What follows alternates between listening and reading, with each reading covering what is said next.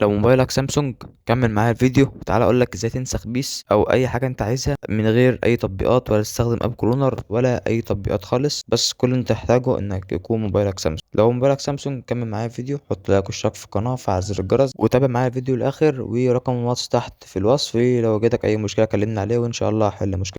كل اللي هنحتاجه في الفيديو ده معاك هو الاعدادات. هندخل على الاعدادات وهنروح هندور على حاجه الحماية الخصوصية وهندخل عليها، وبعدين هننزل تحت على المجلد الآمن، هندور على المجلد الآمن.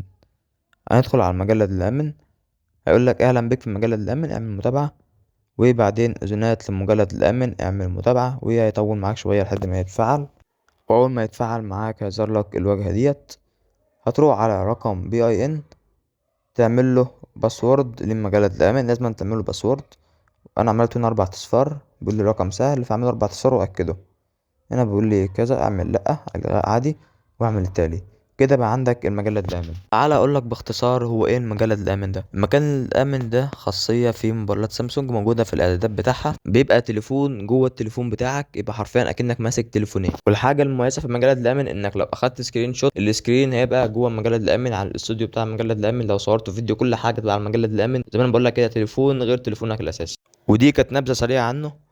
تعالى بقى نخش نكمل الشرح بتاعنا. هتروح على علامة الزائد اللي فوق ديت، وهتروح على البحث عن تطبيقات، تكتب ايه فوتبول وهتعمل اضافة.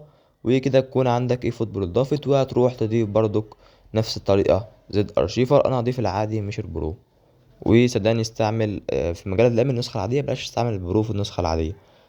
وكده احنا نكون ضفنا البرو و قصدي معلش زد ارشيفر ولعبة بيس او ايه فوتبول. هنروح على زد ارشيفر وهنروح على اندرويد او بي بي، وهنروح على الملف الاصلي للعبة اي فوتبول، الملف الاصلي بتاعها.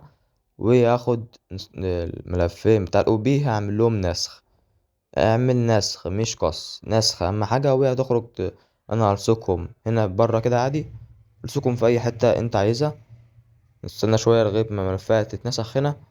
وعادي كده الملفات عندك ظهرهم في الواجهة. وكده هنروح نخرج وندخل على المجلد الآمن. وما ندخل على المجلد الآمن ظهر لنا بالشكل ده عادي. هنروح على علامة ال3 نقط ديت اللي فوق وهنعمل على إضافة ملفات.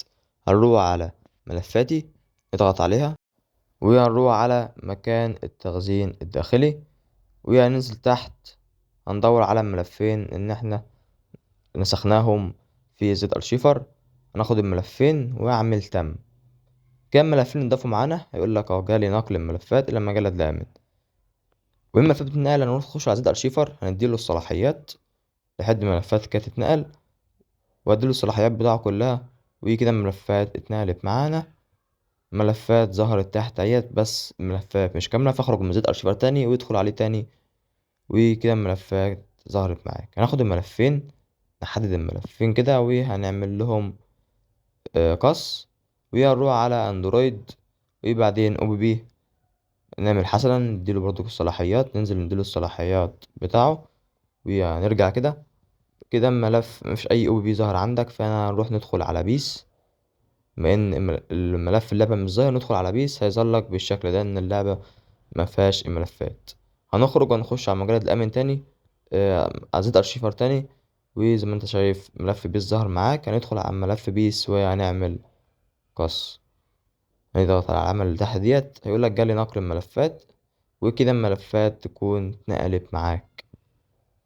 وبعدين بقى نخرج وهنروح على بيس او اي فوتبول وهندخل عليها. وزي ما انت شايف مبروك عليك، اللعبة اتنسخت معاك بطريقة سهلة جدا، بس ديت لموبايلات سامسونج فقط.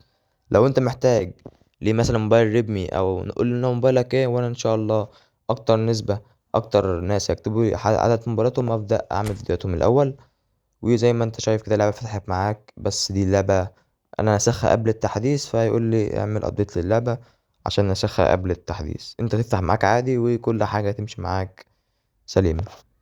وبس كده يا اخواتي، كده نكون وصلنا لاخر الفيديو. متنساش تحط لايك واشتراك في القناة وفعل زر الجرس. وكان معاك مستر حريف، سلام.